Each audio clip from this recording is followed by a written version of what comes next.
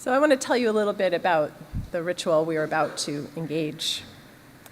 The water communion was created in 1980 by two Unitarian Universalist women, Carolyn McDade, who we know of Spirit of Life fame, and Lucille Shuck Longview.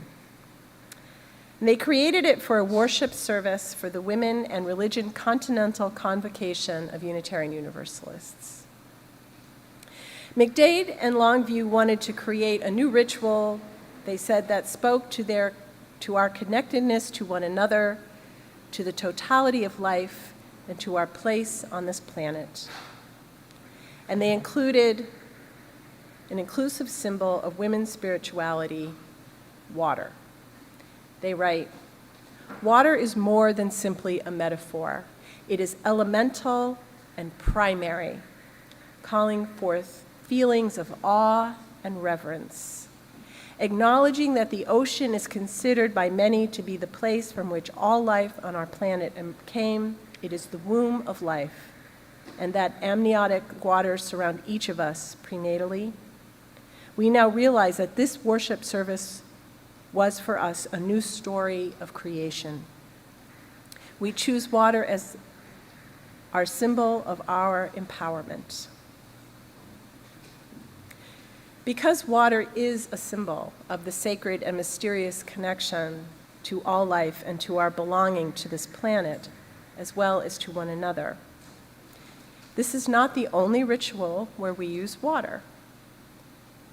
We use water to bless our children when their parents name them and when we, as a community, dedicate ourselves to them, saying, you are a sacred part of this world, this community. You are a sacred part of us, and we commit ourselves to your soul, to your spiritual nurture. And recently, young people who have grown up Unitarian Universalist are pouring water from their childhood places into a common bowl to bless their new household, their new relationship, as part of their wedding services. Some of you may be familiar with James Taylor's song, Fire and Rain, which came to my mind often this summer as we endured torrential rains and floodings in some part of the country and excessive heat and dryness leading to terrible fires in some cases and overheated ocean waters in others. And just this past Friday, my neighborhood was hit hard by that fierce storm that blew through in the afternoon. No one was hurt, but trees were down everywhere, blocking the school buses and taking down wires.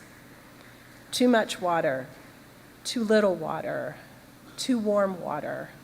Concrete examples of how water is essential and elemental to our planet and thus to us as a species. And the waters are telling us that we will wear out our welcome if we are not more mindful of how we are truly interconnected, not just to each other, but to all life. The origin of the word communion means to come together in oneness or unity. Through the water communion ritual, we come together in oneness, in unity, mingling and connecting our individual lives and stories within a larger unity, not just of this community here and now, but with our ancestors and those for whom we will become ancestors. Unity with the earth and all her plants and creatures. Unity with the sacred spirit of life and love that we strive to embody. And that unity begins with welcoming. Welcoming one another home, welcoming new people into our community, welcoming changes that will come, welcoming a new year together. So after the choir sings, we'll start our water communion, and I'm just going to remind us how we do it. And Leela and Ron, I lied earlier. They don't come up the center aisle. What I'd like you to do is go back through the back of the sanctuary and line up against this wall. And I invite you, if you would like, to say what you are welcoming this year in a sentence. And pour your water in the bowl that is here. If you did not bring water, that's okay. We do have pitchers, and you can pour a little water into the bowl, because I know not everyone remembers, or maybe this is your first time here and you're surprised by this. But you don't have to say anything. You can just come up and pour. You don't have to come up. You can stay seated. We have all options. But as you contribute your water, if you wish to say something, here's the question. How will you be welcoming this year?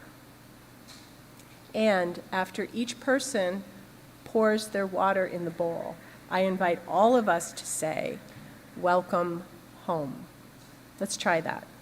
Welcome home.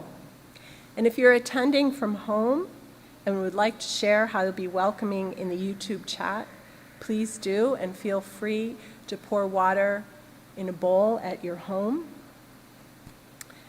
And I think I covered everything. We'll see how it goes.